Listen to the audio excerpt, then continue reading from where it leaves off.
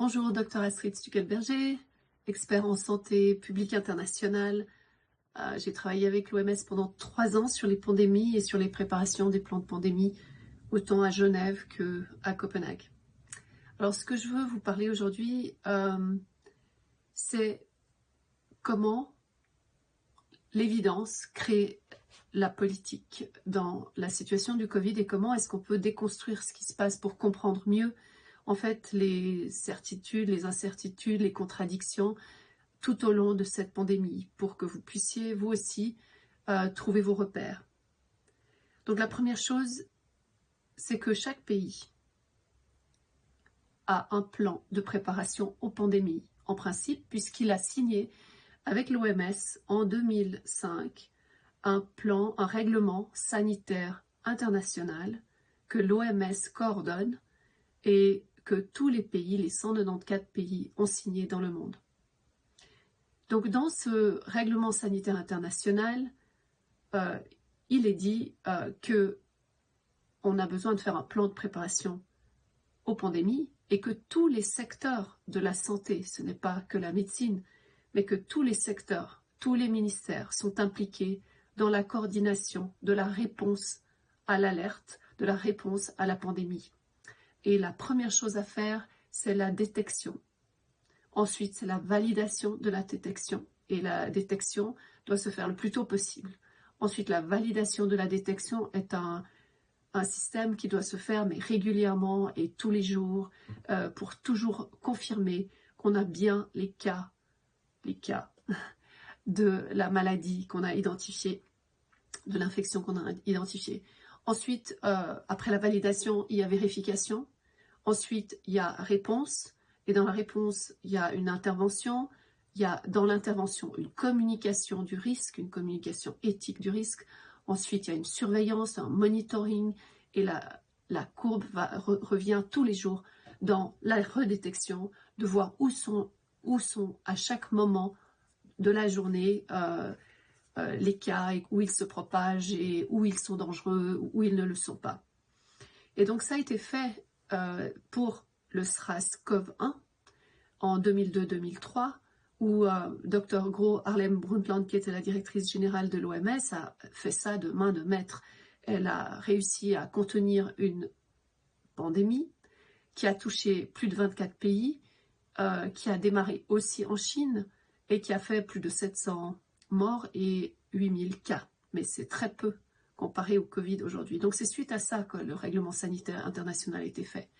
Donc qu'est-ce qui se passe aujourd'hui? C'est que la pandémie et le mot et la définition de la pandémie sont en principe, d'après le règlement sanitaire international, tout taux de mortalité surnuméraire. Et surnuméraire, ça veut dire qu'il y en a beaucoup plus en nombre et en pourcentage par rapport aux autres années. Et ça, dans le Covid-19, si vous voulez, jusqu'à ce jour, si on déconstruit déjà ce point-là qui est central dans l'établissement d'une urgence sanitaire de portée internationale, c'est que ce taux surnuméraire doit être établi par les statistiques officielles du pays ou du monde. Eh bien, figurez-vous que jusqu'à ce jour, il n'y a pas de taux surnuméraire de mortalité en général.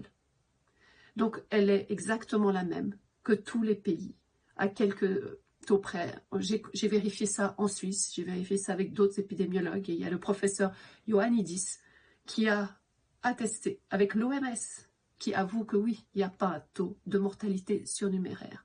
Donc déjà là, vous avez la première clé, c'est-à-dire que le Covid-19 n'a pas de mortalité surnuméraire par rapport aux autres années. Donc qu'est-ce qui se passe? C'est que la définition de la pandémie, c'est celle qui est donnée en 2009. Aujourd'hui, la définition de la pandémie a été changée en 2010, mais ça ne change pas grand-chose puisque c'est une maladie qui se propage dans le monde. Aujourd'hui, elle n'est plus propagée dans le monde puisque, par exemple, des pays comme Taïwan ou d'autres pays n'ont plus de cas testés positifs au Covid-19. Donc ce n'est plus une maladie qui se propage.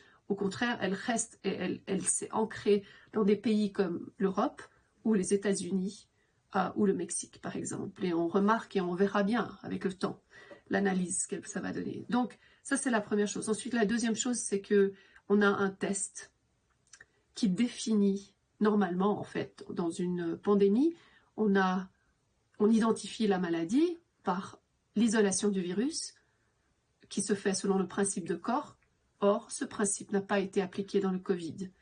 À cause de l'urgence sanitaire, ce qui n'a jamais été établi de cette façon à l'OMS, c'est à cause de l'urgence, on bâcle les tests. On ne fait pas ce qu'on devrait faire, le principe de Corr, isoler le virus, l'analyser et trouver la bonne réponse. Eh bien, comme on ne l'a pas fait, on a établi, et ça, ce sera quelque chose à étudier de plus près pour tous les gens intéressés à la santé publique et la politique de cette affaire, de voir qui a décidé que le PCR est le test clé et le seul test qui peut valider le fait qu'on a une infection ou pas. Et si vous voulez, dans ce test PCR, c'est beaucoup plus compliqué que ça, puisque dans ce test PCR, quand vous y creusez, moi je suis une chercheuse et on essaye de valider un autre outil diagnostique bioacoustique qui est assez révolutionnaire, MIT l'a fait aussi. Et ce qu'on remarque, c'est que pour avoir un test positif, il y a plusieurs variables. Donc vous pouvez amplifier, comme une loupe, vous pouvez amplifier la charge virale, parce que comme on n'a pas isolé le virus, on voit des signes. On voit des signes du virus RNA qui est justement très instable. Le coronavirus est très instable, très mutant, mais c'est pas très facile les RNA de les identifier. Donc on monte la loupe à un point qu'on appelle amplification CT, the cycle threshold, au point où on a identifié des virus. Alors figurez-vous que dans tous les pays aujourd'hui, on a des cycles d'amplification différents, que les machines peuvent tester différemment, que les laboratoires peuvent tester différemment, mais ce qu'on remarque, c'est que dans les pays où il y a justement ce qu'ils disent, une flambée, eh bien, on a des cycles d'amplification à 40 jusqu'à 45. Or, le test pour que le cycle soit vraiment, qui trouve vraiment les pathogènes, trouve vraiment la charge virale qui est pathologique, elle s'arrête entre 22 et 37. Donc, pour être prudent, certains s'arrêtent à 37 ou 35. Mais une fois qu'on a 40, c'est de la soupe sans aucune forme. Certains disent que c'est de l'eau. Et donc, on ne trouve rien. On trouve des débris. Et ces débris-là peuvent être soit des traces d'autres virus, ou ça peut être le fait que vous avez une immunité, que vous êtes battu contre une maladie et que vous êtes positif parce que justement, vous êtes guéri. Donc, vous comprenez le problème, c'est que l'on teste et l'on identifie des personnes positives. Et je peux vous donner une référence que tout le monde qui est censé cite. C'est d'abord celui qui l'a inventé, a dit qu'il n'avait pas fait de PCR pour faire des diagnostics et que cet appareillage, c'est un appareillage, hein, et est-ce qu'il a été validé d'ailleurs par les gouvernements? Et bien, cet appareillage n'est pas fait pour un diagnostic ni pour tracer et surveiller une infection. Et ça, c'est vrai que c'est sans précédent dans l'histoire. La deuxième référence que je peux vous donner, c'est celle du CDC, un rapport du 13 juillet qui est en ligne. Et sinon, vous le trouvez dans les archives, où on le retrouvera toujours. Aux pages 37 à 39, il y a un article qui s'appelle « Limitations », « Limitations ». Et là, vous le lisez très précieusement, et vous verrez que dans les derniers points, c'est marqué que ce n'est pas un outil diagnostique, ce n'est pas à des fins de surveillance épidémique, ni infectieuse, et que ça peut, oui, on admet que ça peut tester et rendre positif des personnes qui n'ont pas d'infection, qui ont des débris d'une ancienne infection. Voilà. Donc, je vous ai montré deux choses. Le taux de mortalité qui définit une urgence sanitaire qui est le même que toutes les autres années.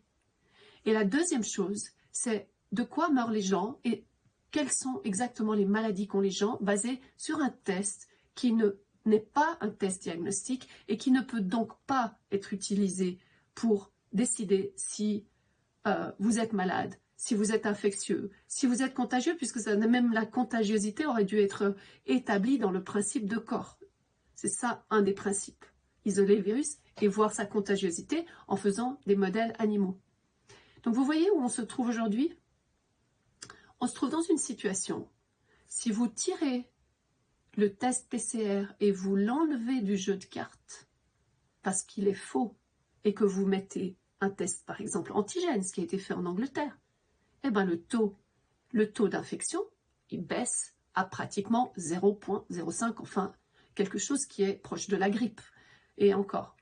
Donc si vous réalisez que toutes les décisions sont prises sur un taux de mortalité qui n'est pas qui est insignifiant par rapport aux autres années, même l'année de la canicule, et que vous regardez ce test, eh bien, il n'y a aucune justification politique à faire du confinement, de mettre des masques, de fermer la boutique, de fermer les restaurants et les hôtels, d'obliger les gens à rester chez eux même s'ils ne sont pas malades, d'obliger les gens à ne pas voir leurs grands-parents. Et voilà donc cette illusion, ce genre de voile qui nous est mis sur la tête avec un test et un taux de mortalité qui n'est pas transparent. Alors, je reviens au règlement sanitaire international, et dans ce règlement sanitaire international, il y a plusieurs articles, et c'est en ligne, vous avez rien qu'à taper règlement sanitaire international, il est en français, en anglais, dans toutes les langues de l'ONU, et vous verrez bien qu'à l'intérieur, il y a un algorithme qui fait quand c'est une pandémie, quand c'est une épidémie, et quand c'est une urgence sanitaire internationale, et la vérification doit se faire constamment. Donc en enlevant ce test PCR, qu'est-ce que vous constatez?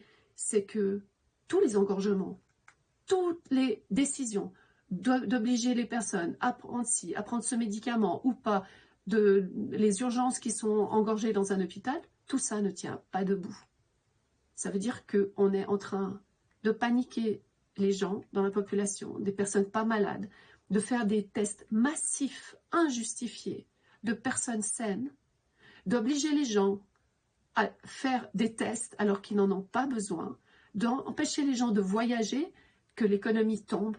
Et si vous voulez, il y a les premiers signes, en tout cas en ce jour où je filme cette vidéo, les premiers signes que cette mascarade est en train de tomber, puisque le Portugal a décidé le test PCR comme non valide, que les urgences sanitaires internationales que le Danemark avait placées dans son État ont été abandonnées parce que le peuple s'est révolté et ne veut pas de vaccin obligatoire, parce que tout tend vers cela, c'est-à-dire que en mettant des barrières strictes, dictatoriales et pas du tout validées scientifiquement ni réévaluées, eh bien on se retrouvait, si on ne dit pas ça et si on ne dénonce pas cette mauvaise utilisation de la science dans l'urgence et de bâcler les choses, eh bien, on ne va jamais y arriver. Et donc, ce que j'arrive dans mon dernier message,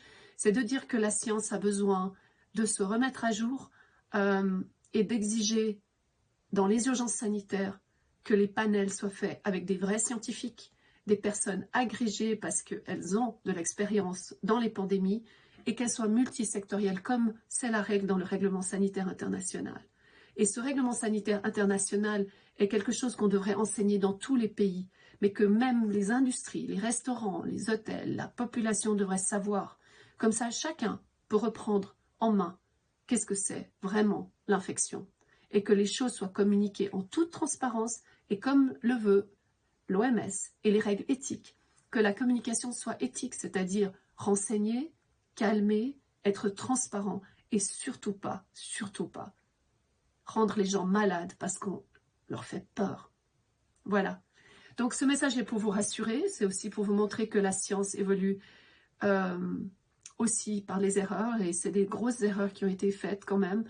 Je ne sais pas jusqu'à quel point on devra rendre des comptes, mais en tout cas ce qui est sûr, c'est que la science doit se remettre debout, parce que la science, comme évidence factuelle, pour renseigner, informer et aider à la décision politique n'a pas été respectée, et que la politique et la science doivent se remettre à jour pour travailler ensemble, tant au niveau clinique que santé publique, que multisectoriel, et que c'est comme ça que nous ferons enfin des plans de préparation aux pandémies et aux épidémies pour le futur, qui tiennent debout, qui soient transparentes, éthiques, pour le bien-être de la population. C'est bien le but de la médecine, de la santé et de la santé publique.